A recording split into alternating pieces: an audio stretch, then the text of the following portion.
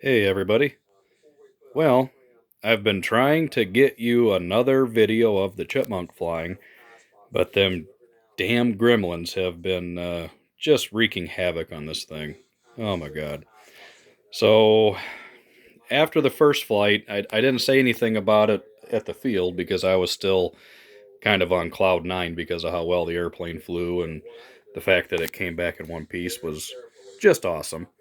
But one of the main problems I had was something that I was somewhat concerned about, and um, one of them was the muffler, but we'll get to that in a minute. The first thing that I noticed is that on the cowl, as you know, I'm using these just 440 nylon screws into these big old girthy blocks up here, which should be just fine. I was not anticipating having problems with the cowl, but when I came into land, or when I brought the airplane back, this has an added piece, so ignore this. So let's just pretend that this guy was the problem. When I came back, I had noticed that most of the cowl was gone because it just kind of chewed its way, the bolt just kind of chewed its way through it. But it was only on the top one. Both sides and the bottom were just fine. So I wasn't sure why that happened.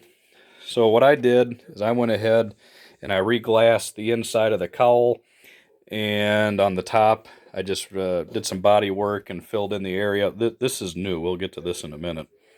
Redid the area so it was nice and smooth, and then I went ahead and went with a nylon washer and a rubber washer, kind of a thicker rubber washer, to hopefully make it so that wouldn't happen again. But went to the field today. The weather was going to fly it yesterday, but the weather was just cold and windy, and it just wasn't going to happen. So I snuck out this afternoon, and it wasn't the greatest weather out there, but I was going to get it flying anyway. So I fired up the engine and doing some run ups. I just changed my oil. I'm now running Redline. I've been running Still Ultra for forever and had no problems. Don't even know why I changed. I think I was just surfing around the web like I usually do, and I came across a good deal on some bottles of the Redline, so I figured why not. I know a lot of friends of mine are using it and they have good luck, so I decided let's go for it. So I was doing just some run ups on the ground, seeing if I needed to adjust the needles at all, even though the engine's still, practically brand new. So I was doing some run ups and I noticed, even with the rubber washer on there, let's just pretend that the bolt was right here since, that's new. I noticed that there was uh, it didn't look right. It looked like the cowl was being eaten up again. And sure enough, I took the screw out and the damn cowl was getting eaten up by the rubber washer. I'm going, what the hell is happening here? And I've had issues like this before, but it was usually with the inside of the cowl being worn through. As you can see, well, it's probably hard to see. The inside of the cowl is fine. You can clearly see where the block is because it kind of, you can see where it's wearing in. But that's not where the issue is. So what I did is I cut, what is this, I don't know, very thin piece of plywood. Cut that, epoxied it on, and hopefully I'm not very optimistic. Hopefully that'll solve my problems. I did not want to do that because I don't like that. That doesn't look good. Even when I paint it, it's still not going to be right. But I got to keep the cowl on the damn airplane. So I don't know. I'm at a loss. I'm kind of worried that this is going to be one of those planes that's going to be in the shop more than it's in the air, and I really hope that's not the case. That'd be just disheartening as hell. Because it's weird. I've never really had. I mean, look at the other ones here. You can see a little bit of discoloration in the clear from where the bolt and the washer sit. But other than that, they're fine. Even the one on the bottom, just a little bit of discoloration. Other than that, it's good to go. And normally I have problems with the inside of the cowl. You can see there even, they look just fine. So that's weird. Um, Anybody has any ideas, feel free to chime in, because I'm getting ready to glue this damn thing on. Oh, I don't know. That just really sucks. So before I paint this, I'm gonna make sure obviously that it works. Then I'll mix up some more epoxy and make a nice fillet around the edge so it kind of blends in a little bit better. But I don't want to spray and re-clear the whole cowl. I really don't want to do that. So we'll see. The more problems this thing is giving me, the less I'm concerned about how well it looks. I just want to fly the damn thing. So anyways, enough on the cowl. Hopefully we're getting that figured out. And also after the first flight, the muffler was slightly loose. I mean, it wasn't loose, but I could reach underneath into the stacks and kind of move it and kind of wiggle it a little bit. So I went ahead and let me move this, get it better spot here. So I went ahead and fabricated up a strap, because this muffler didn't come with any kind of a mount or anything for a strap, and it's really lightweight, so I didn't think I was going to need it. So about a week or so ago, I made up this strap just out of steel from Lowe's, and I just redid it again, and I'll explain that. But I had some concerns because when you drill and tap into this, I got some JB Weld that's still wet. There's not a whole lot of aluminum here. This is very, very lightweight, very thin. So when I drilled and tapped into the muffler, I was worried that it was just going to pull out. So when I went to the field today and tried to get it to run, I noticed there was an issue with the cowl, so damn. So I brought it home, took the cowl off, and sure enough, this had pulled right out of there. So I went ahead and I drilled and tapped it to the largest bolt that I had to go another size up. So I think this is an M5 or maybe an M6, I'm not sure.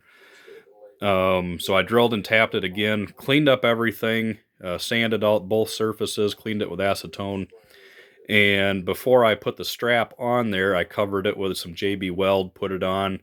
And then I covered the bolt threads itself with JB Weld, put that on. Hopefully that'll do it. If not, I am running out of options.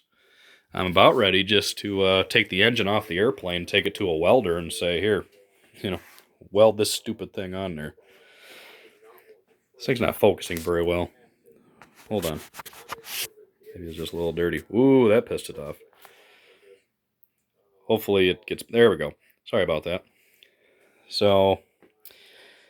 And occasionally I have airplanes that have muffler issues, and usually I can get them figured out. Hopefully this is not going to be an ongoing problem. If this does not work, once again, if anybody has any better ideas, let me know. I've tried them all, probably throughout the years. But some mufflers come with a threaded area already on them for you to attach a strap to, but this one did not. So my next option for this... Oh, that was a weird sound. Anyways, so my next option would be to, if this doesn't hold, to get a bolt and a nut that I would use to hold the strap on there, and just take the muffler to a welder and have them weld the nut onto the side of the muffler. That would be my best bet. I don't know what else to do about that, to be honest with you. So hopefully this will work. I mean, hell, I even sanded the face of the cylinder and the muffler to make sure they're perfectly flat, have a little bit of bite to them. Re-siliconed everything together, and I use Permatex Ultra Copper, which is the best stuff out there. I'm even using the Ultra Copper as my thread locker, because I never understood why people use thread locker for muffler bolts. Because how do you remove thread locker? With heat. So, yeah, that's not going to work. So hopefully that works. Like I said, I'm kind of running out of ideas here. It's always something, So yeah, that's what I've been up to. I know I've been kind of quiet lately, but I've been busy doing other things, and I've been flying. Just haven't really had a video person, or should I say, nothing really worth videoing. I've been flying some of my classic airplanes a little bit, having some fun with those. And speaking of classic airplanes, oh my god! So out of nowhere, after I did the maiden flight on this bad boy, um, I get a comment saying that I really should be using 72 megahertz equipment in this airplane. I thought, that's kind of odd, but okay. So I figured I'd indulge. And I said, I still use my 72 equipment, but I use it on my, vintage classic airplanes in my collection. Like my old Sig Cavalier up there, and can't see because of the stupid light. There we go. Got an old Top Flight Top Dog over there. They're both still flying with period correct transmitters, and they still work just fine. But when it comes to gas airplanes, I have not lost an airplane due to radio failure in 12 years. And I switched to 2.4 in all my giant scale airplanes 12 years ago. So that speaks for itself. So I just kind of said, it still works, but I'm happy with what I have. And he unleashed on me. Holy mackerel, I couldn't believe it. And just really got out of hand and got kind of weird and started saying that, I'm trash talking 72 megahertz. Really? I mean, seriously, come on. Let's go for a walk here. Yeah. Yeah. I'm trash talking 72 when I have all these beauties here. Quite a few of them I still use. Yeah. And then he goes on to say that, I'm just a punk kid. I don't know what 72 megahertz is. See that Airtronics Vanguard right there? Old Channel 28. Yeah, that's the radio I learned on. So, I mean, I've been flying since 1991, so I flew more years of 72 than I have 2.4. Do the math. So if that didn't get weird enough, um, sorry I'm laughing, but it's just too damn funny. He then says he's going to report me to the FBI. the FBI. Oh boy. Somebody obviously is off their meds, and he proceeded to go on and saying that a friend of his lost a $2,000 airplane because of my 2.4 radios. He kept saying, your 2.4, like it's mine, like I'm the only. I think he believes I'm the only one that uses it. I don't know. But he says, a friend of mine lost his airplane on 2.4, and you owe him an apology. I sure as hell don't. Then he starts calling me a troll, saying that I'm threatening him. And I had to remind him, I said, you're on my channel commenting on my video, dude. Total whack job. But anyways, so I blocked him, so we're all good. I just wanted to throw that in there. That was just too damn funny. Anyways, so yeah, that's where we're at on this. I was really hoping to get some flight footage today. I got a few more things on the inside. Every time I put it up on the bench, I see something that I can, reinforce or, put a little bit more glue on. So that's where we're at. I'm still learning. I'm just a punk kid, by the way. Actually, I am. I'm only 34 years old, but I've been in the hobby for 30 of those years. So technically, I'm one of the old guys. There's probably the majority of people that I fly with. Were not really in the hobby back when we were flying 72. So, kind of makes me feel like one of the old guys, even though I'm still just a young punk kid that apparently doesn't know anything. Oh well, I'm still waiting for the black Suburbans to pull into my driveway and have the suit and tie guys come out and haul my ass into some interrogation room and do weird shit to me. I don't know. That made my day. Oh my god, that was awesome. FBI. Unreal. What's that guy's deal? Anyways, so I'm gonna do some more work on this. I may be going out to the field this week. The weather has been just awful. I've been driving wherever the weather is decent just so I can fly. But this week is supposed to be in the 60s and not a ton of wind. So I'm thinking probably Wednesday I'll be able to get out to the field. Hopefully this will be ready. So stay tuned. Hopefully we'll get some more flight footage of this thing. I know a lot of you guys are anticipating some more flights on it. Nobody more than me, believe me. I want to be flying this thing.